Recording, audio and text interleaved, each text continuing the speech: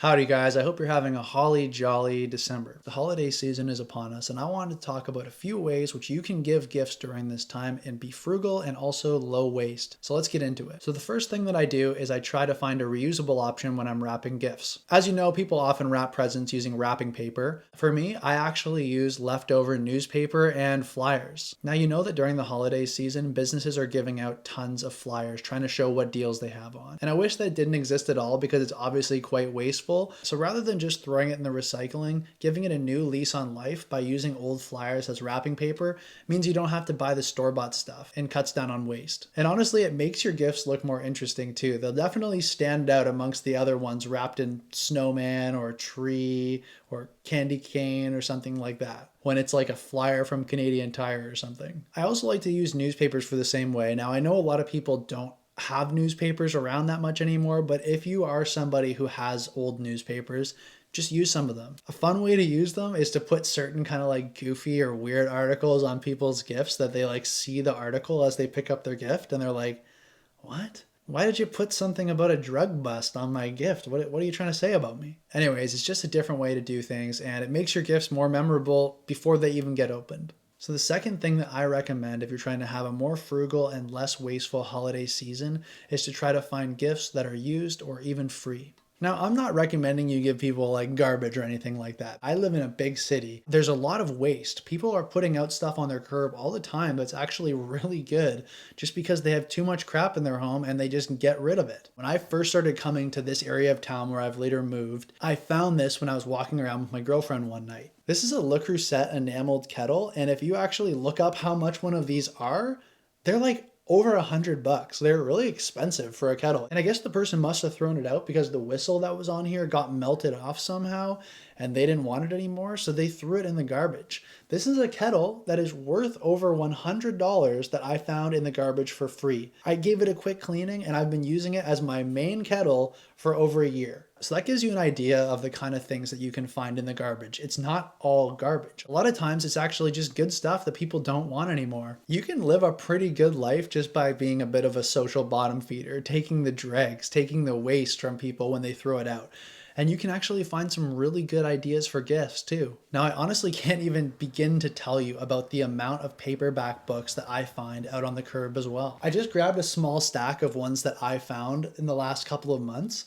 This was all actually from one get, this entire pile, and there was probably 3 or 4 times more books, and I just picked out my favorite ones and pulled it. A lot of these books can be older versions of books, right? Because people are throwing them out. They've probably had them for a long time, and you're able to find books that are maybe more interesting covers than kind of the crappy mass market reprints that you find in bookstores sometimes. Look at this copy I found of America by Franz Kafka.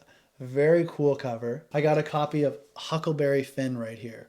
This is a classic. I got this copy of Great Gatsby where he's all dapper and smoking in front of his fancy house. That's pretty sick.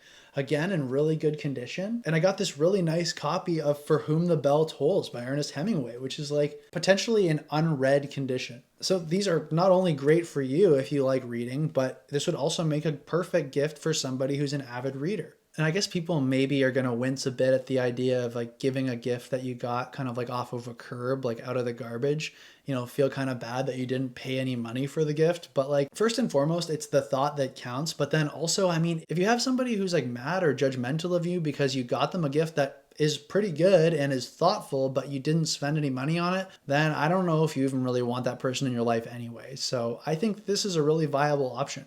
So keep an eye out for what people are throwing out because as they say, one man's trash is another man's treasure. And of course, as a side note, thrift stores are another really good option. Sometimes instead of just throwing stuff out, people will donate it to thrift stores and then they're sold at a much, much lower price. And usually this stuff can be in very good condition as well. This could be a whole wide variety of stuff sold at thrift stores, from furniture to clothing to books to kitchenware and to just random other oddities. You can pretty much find it all at the thrift store, but it'll definitely be a lot easier on your wallet. So for the third way of how to have a frugal and low waste holiday season is to give people gifts that you made yourself. Making gifts yourself and giving them to people are good in 2 different ways. One, because you're able to usually keep costs down by making something yourself.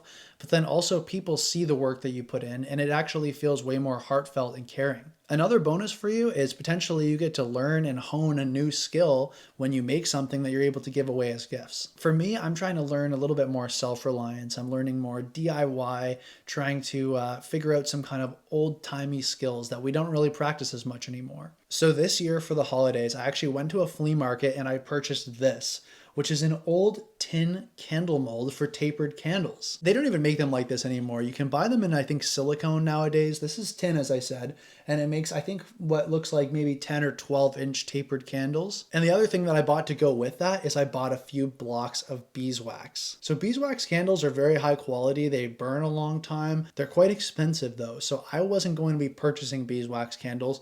Plus, it's a lot cooler to learn how to make candles and then tell people that you made these for them. So I bought 2 pounds of beeswax so far, and I'm going to be melting it down, placing the wick in here, and then actually making candles for people to give as parts of their gifts for Christmas. But that's just one example of a DIY gift that you could give during the holidays. Let's say you make things like pickles or jams. You can give something like that, a food preserve, for a gift. If you're really good at knitting, you can knit somebody a hat or socks or gloves or sweater, anything like that. It feels a little bit more special when somebody knows that you put in the work to make that for them. And bonus, because 2 of the 3 things that I mentioned, the preserves and the candles, are consumables. So people can use them, enjoy them, and then they're gone. They're not creating waste or clutter inside of their home. So I hope that was interesting for you guys. Just 3 quick tips on how to have a frugal and low waste holiday season. Do you guys have any more tips that I didn't cover today? Any sort of frugal or low waste ways that you cut back during the holiday season? Let me know in the comments section. I'd be happy to hear from you. Thanks very much for watching, and I'll see you in the next video.